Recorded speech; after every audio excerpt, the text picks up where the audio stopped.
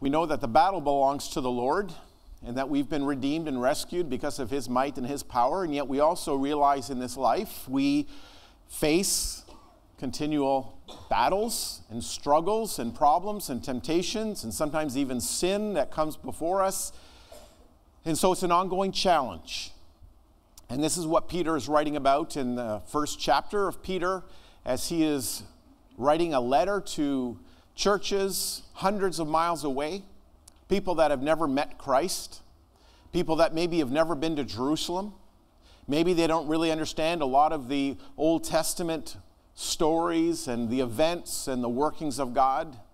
But they're Christians, and so they've had to suffer through their life, not only in initially making the decision to follow Christ, and some people have to suffer that today, even in America, from their friends and family and co-workers and schoolmates trying to live the Christian life. Not everyone is going to appreciate the decision, or not everyone is going to encourage you or even to applaud you.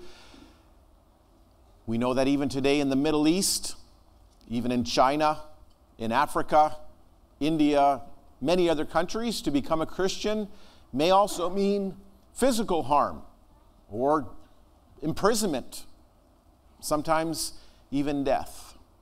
And this is even what the Christians in the first century, perhaps as Peter was writing, had not yet encountered in a fierce way, but certainly there had been Christians that had died.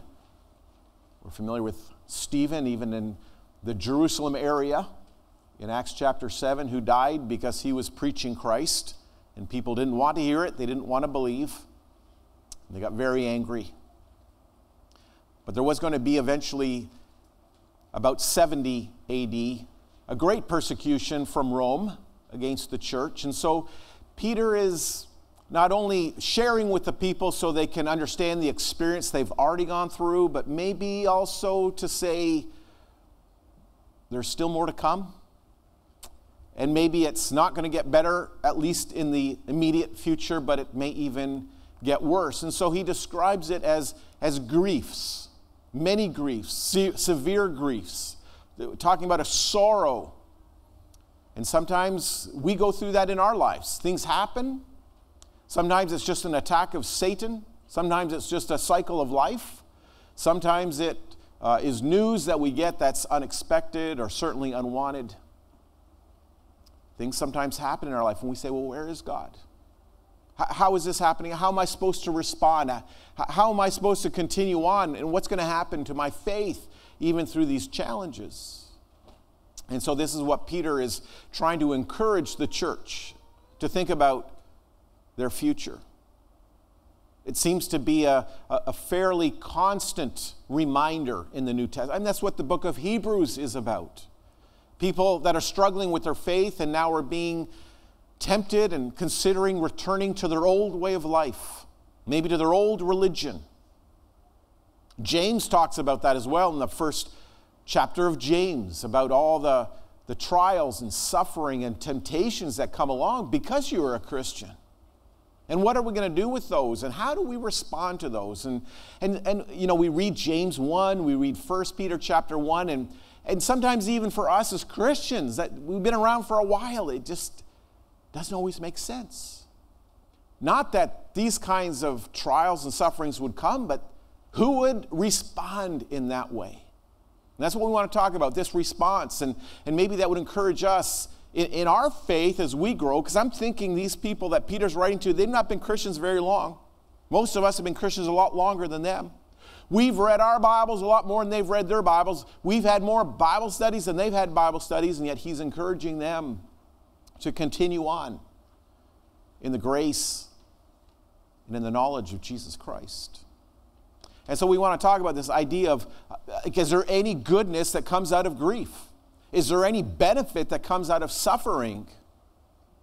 Can we really grow even through a struggle like this in our life? And so in the text of 1 Peter chapter 1 and verse 6, he says this, "In all this you greatly rejoice." And I've got a photograph there of, you know, they took the photograph back then when Paul and Silas were in jail. You remember? But isn't that how they responded, though? Like in the middle of the night? You know, it's kind of interesting. Not only would we say the middle of the night, but we would say in the middle of the darkness. I don't think that their jails had lights. Oh, you could say, well, they had lanterns back then. Do you think anybody would waste fuel on lanterns for prisoners? In the middle of the darkness, could you imagine the other prisoners? I mean, it's pitch black. Maybe they think we should be sleeping. And here's some chums in the jail next door, and they're singing praises to God. Not only that, they're innocent. Most of the other people in that jail section, I mean, they've done some crimes and they know they're guilty. But these people, because they are Christians and they're teaching people about Jesus, and now they're singing hymns, singing songs of praise, rejoicing in the Lord always, as Paul would describe it in Philippians chapter 4.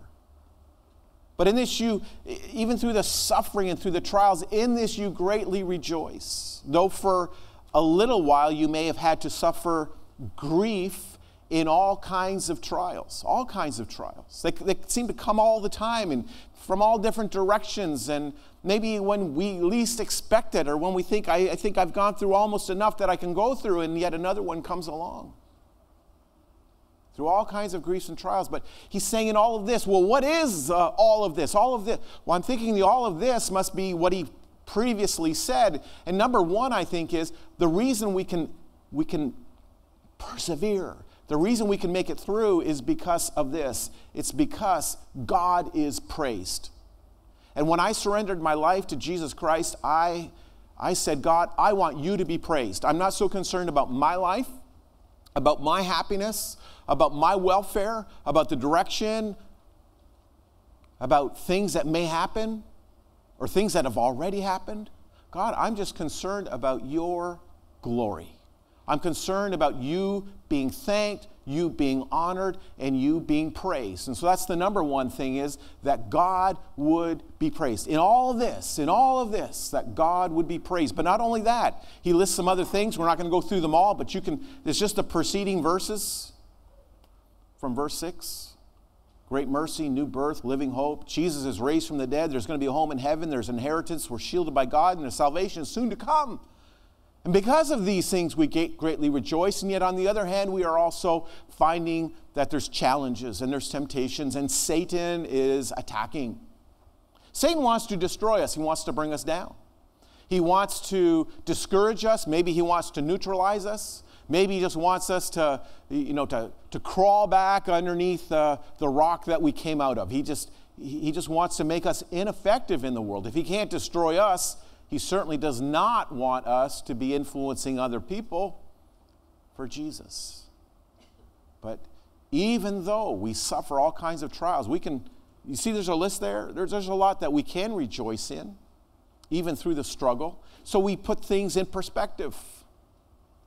And it doesn't minimize necessarily the pain we go through, but maybe it puts it into a context. Maybe we can understand a little bit more of maybe even why it's happening. Maybe because we are following Christ, Satan is working that much harder to try to destroy us. But because of these things, we continue on. Because of these things, we have confidence. Because of these things, we have a future. And so if we can somehow get the perspective there that God is continuing to work, and he will work in our lives. And so the next verse, 1 Peter 1 verse 7, these have come. What's the these? It's the trials. It's the temptations. It's Satan. Why is Satan still allowed to work? Well, there's a purpose. There's a purpose in our life, even for times of struggle and for pain. And not that it's enjoyable to go through, but there's lessons that can be learned even through them. These have come so that the proven genuineness of your faith. And I don't think it's so much that God needs to know. We read about Abraham in the Old Testament, and God said, I'll insert a little bit, do you really trust me? Do you really love me? And if you do, and if you are what you say you are, would you be willing to sacrifice your son for me?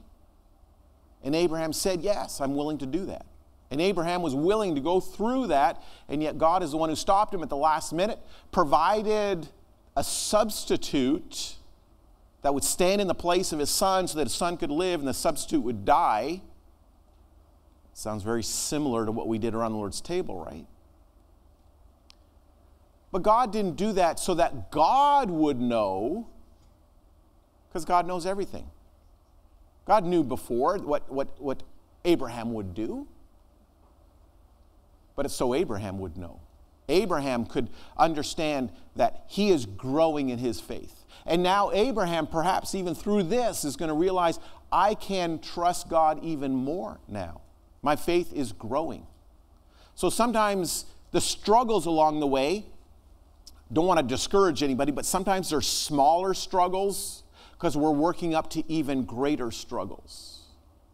And God's saying, I'm going to make you stronger through this, through the challenge, through the pain. That's what they say at the gym. I know, I used to go to the gym. It's been a long time. But it's no pain, no gain. Right? If you're not willing to go through the suffering, you're not going to get stronger. If you're not willing to do the exercise, you're not going to win the race. If you're not willing to pump the iron, you're not going to build bigger muscles. So you go through the pain in order to grow, to get stronger. But here he's saying is, our faith is of greater worth than gold. So what do you do with gold? You want to make it pure. You want to make it better. But the gold has to go through a lot of suffering. It has to go through the fire.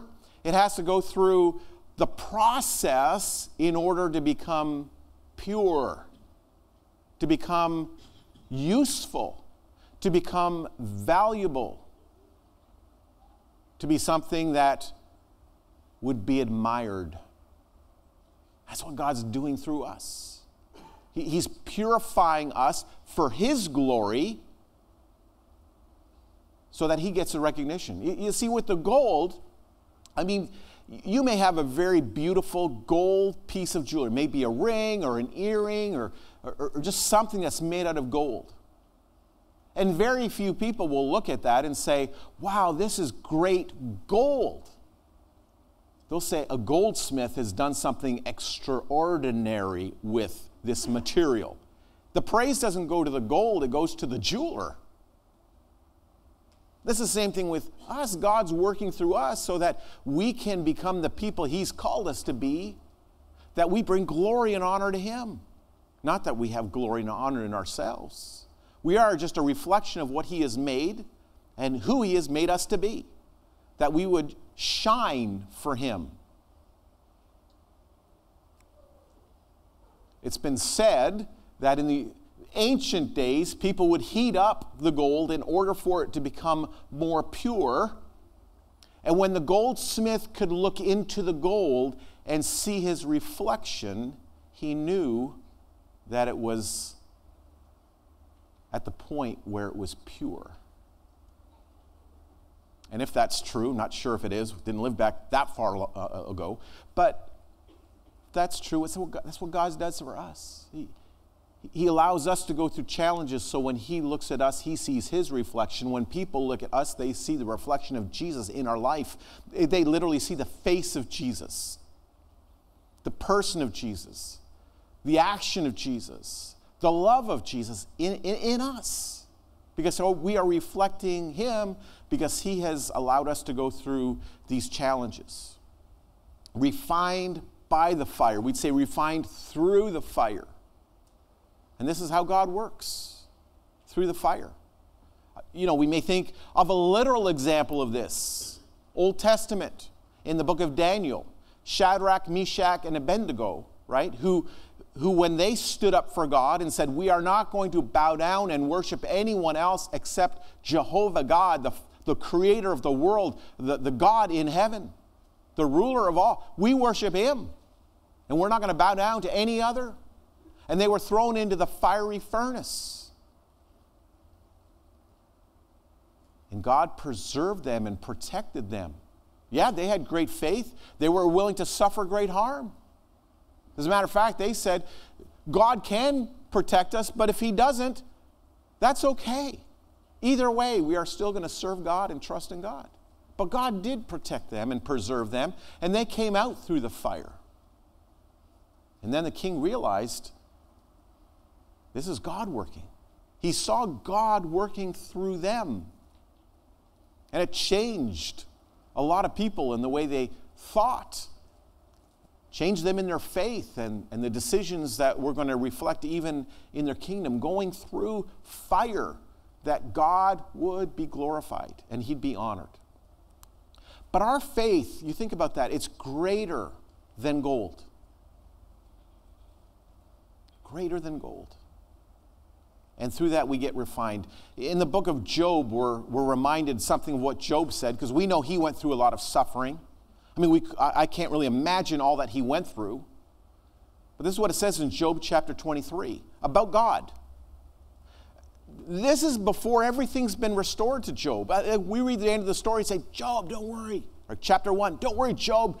God's got this. Job chapter 2, it's going to work out in the end, Job. Just stay with it. Job, you know, you're going to be rewarded for your faith. Job, I know it's so difficult now, but just hang on. We can say that because we've already got to the end of the story, but he didn't know the end of the story. But even in the midst of his pain, this is what Job was able to say. God knows the way I take. He knows the way I am going. I don't know the way I'm going. I don't know why this is happening. I don't know why there's these trials. I don't know why the people react this way. I don't know why people treat me this way. I don't know why I have this temptation in my life. I don't know why I have suffering. I don't know why I've had such loss. But you know, God knows. God's watching out. God knows the way I'm going. I don't see it all, but he understands. This is the challenge we have, is that, you know, we're on this path and all we can see is a step or two, at best, what's in front of us. We say, I can't see the end of the trail. I can't see the end. But through faith we can see it, can't we? In faith we can say, God is the one who's taking me. He's leading me and guiding me. And he's told me about the end. He said, this is what it's going to be like. Would you trust me? Would you hang on? Would you keep on the path? Walk with me. So we can't see it physically. We see it through faith. But we know that God is the one who makes the path, who keeps us on the path, and who leads us down the path. Yeah, there's going to be struggles, but we stay on the path because we know what the end is going to be through faith. He knows the way I take. And when he has tested me, I will come forth as gold. As gold. Do we trust God that much? That even if we faced the sufferings of Job, that we would, like Job, say, I just trust him. And somehow he's going to make all this bad turn into good. He's going to make me stronger. He's going to be with me through the challenges. He's going to work through even the worst of situations and circumstances. But you know, back to 1 Peter, even if it's suffering for being a Christian, God's still going to see me through. And he's going to strengthen me because he's on my side. So 1 Peter 4 verse 7, all this, would all this just result in praise and glory and honor when Jesus Christ is revealed. So the interesting thing is, God is getting praise even through what we're doing now. But when he comes back,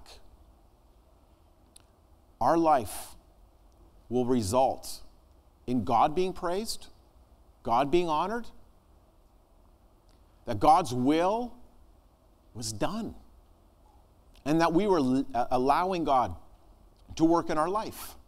God wants to work in everyone's life. But we said, I will trust God and submit to him. This is the end goal. So ultimately, as a Christian, it's not all about the here and now. Now, you can go to some religious groups and they say, hey, your best life is now. Now, people who say your best life is now evidently aren't reading the same Bible I'm reading. Because if you read through the New Testament, it's going to say, if you are a Christian, you're going to suffer. You're going to be persecuted. Not everybody's going to like you. It's not all going to work out in this life. You are going to find things happening in your life because you're a Christian. Now, there's a lot of things that happen to everybody. People get sick. People lose their job. People get a divorce. People die. Sometimes that's life. But sometimes things happen to people just because you're a Christian. Even today in the Middle East, there are people that are persecuted because they're Christians. Literally killed. And sometimes all they have to do is to say, I renounce Christ. I will not follow Christ anymore. Or the Hindu gods are what I'm going to follow. Or the Muslim God is who I'm going to follow. That's all they have to say. And they will live. And even today, people die because they say, I follow Christ. And I will not turn. I will not turn back.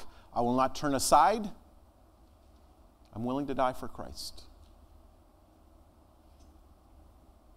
Because they believe in the promises. They believe that God somehow is going to be praised even through that. The commitment that people have in being true to their Savior when Christ is revealed. So James chapter 1 says something very similar, doesn't it? Consider it pure joy, my brothers, whenever you face trials of many kinds, because you know that the testing of your faith produces perseverance. And so again, we've got the image of the person that's training to win. Goes through an entire lifetime of training to be the best they can be. And this is what it is to be a Christian, just to continue to be faithful, to continue to grow in what we know. So again, the same struggle in the book of James. But another beautiful picture from 1 Peter chapter 1, just encouraging people to say, don't give up. This is what Peter says to probably a lot of the people he's never met before. Though you have not seen Jesus, you love him. These are people that again, live hundreds of miles away, maybe never been to Jerusalem, and certainly have never met Jesus personally, but they've heard about him. They've come to faith in him. Now they are following him and growing in him. Though you have not seen him, you love him, and though you do not see him now, you believe in him and are filled with an inexpressible and a glorious joy. That's kind of where we are as far as, we've never seen Jesus physically. We read through the scriptures and we come to have faith. But do we have an inexpressible,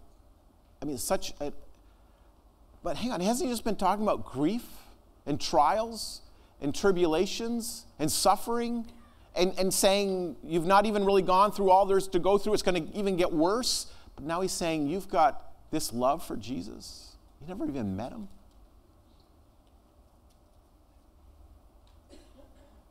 Ephesians chapter 5 uses another kind of analogy of Christ in the church, or we'd say maybe Christ in the Christian.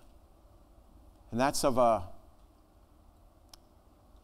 husband and a wife, a man and his bride.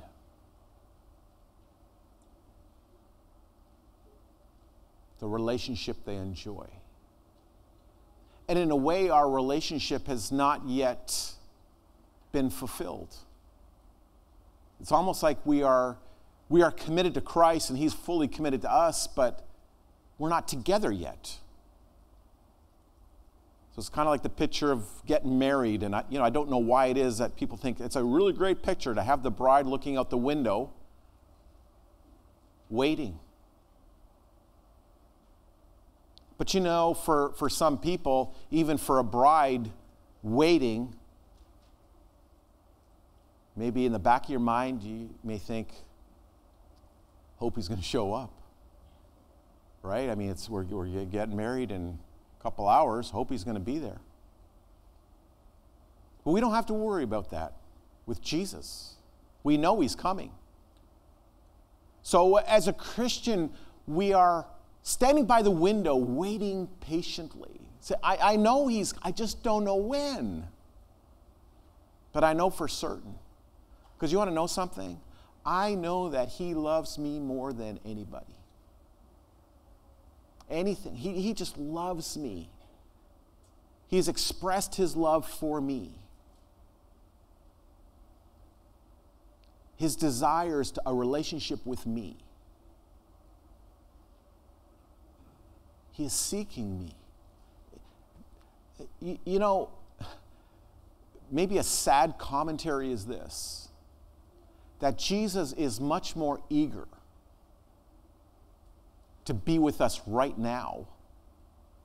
Like in other words, we're on his mind all the time. Like he is just anticipating being with us so much more than we are anticipating or eager to be with him. Now, sometimes we go through those phases saying, it'd be great if I went today, I met Jesus today, and went to heaven today. But a lot of time we're consumed with the things in the world. And I know sometimes it's hard to have Jesus on your mind 24 hours a day. You just kind of think, well, maybe right now. Maybe it's going to be before church is over. Maybe it's going to be after lunch, Depends where you're going, if you want that or not. But he wants this relationship now. And so we anticipate, we are eager, we are waiting. And this is why we're filled with this joy that we will be with God and reconciled with him, and we will be with him. For you are receiving the end result of your faith, the salvation of your souls. And so again, it's just a reminder of this is what it's all about. Salvation. Being redeemed. In a way, we are enjoying salvation right now. Enjoying the love of God and the grace of God. We enjoy his power in our life, and we enjoy fellowship with his family here on the earth. But the salvation, the final redemption, the final consummation when we are going to be with him forever in heaven. Just constantly reminded, remember, dwell on this. Have this at the forefront of your mind. Think about this throughout your day, throughout your week. Think about this through times of struggle and pain. Think about this when temptation comes your way. Think about this maybe even in times of joy and celebration. Think about this when you're at home, or when you're driving, or when you're at church, or when you're at work, or when you go to school, wherever you are. Think about this. The salvation of your souls. The redemption. The love that Jesus has for you. And I think through that we can say, we can endure anything. Because the world may not be a safe place. Satan is going to be attacking us. But we need to have faith. We need to continue in our love. We need to realize that we are growing even through the struggle. And Jesus is coming back soon. Maybe today there are some that aren't Christians, who have never surrendered their life to Christ.